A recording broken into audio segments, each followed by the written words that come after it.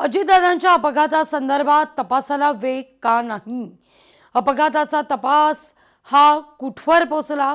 या सगळ्या विचारणा करता, या सगळ्या प्रश्नांची उत्तरं घेण्याकरता अमोल मिटकरी यांनी आज सदानंद दाते यांची भेट घेतलेली आहे.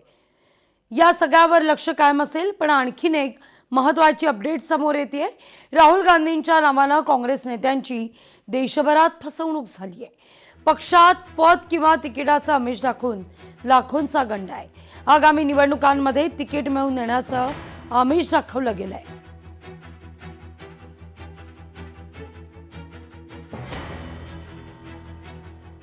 अजितदादांच्या अपघाताबद्दल तपासाला वेग का नाही, अशी विचारणा मिटकरींकडून करण्यात आली आहे.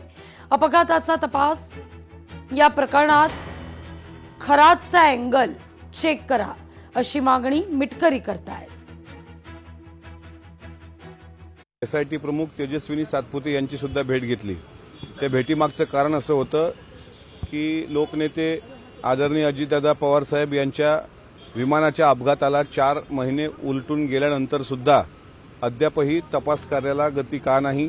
अद्यापही सीसीटीव्हीचं जे काही महाराष्ट्र सीसीटीव्हीच्या बाबतीत विचारतोय त्याबाबत सध्याचं स्टेटस काय आहे? विमान अपघाताच्या 3 महिन्यापूर्वीपासून जे काही प्रकार घडले त्यामध्ये काही भोंदूबाबा खरातच्या आश्रमात घडलेले प्रकार, त्यानंतर गोजूबावीच्या परिसरात घडलेले प्रकार, दादांचा काटेवाडीच्या बंगल्याच्या बागच्या साईडला घडलेले प्रकार, आणि या सगळ्या प्रकाराच्या अनुषंगानं मी एक पत्र दिलंय की अजितदादांच्या विमान अपघाताच्या अनुषंगाने अघोरी पूजेचा संदर्भ हा कॅप्टन अशोक खरात भोंदूबाबा जो आहे त्याच्या आश्रमाशी संबंधित आहे का, याबाबत चौकशी झाली पाहिजे.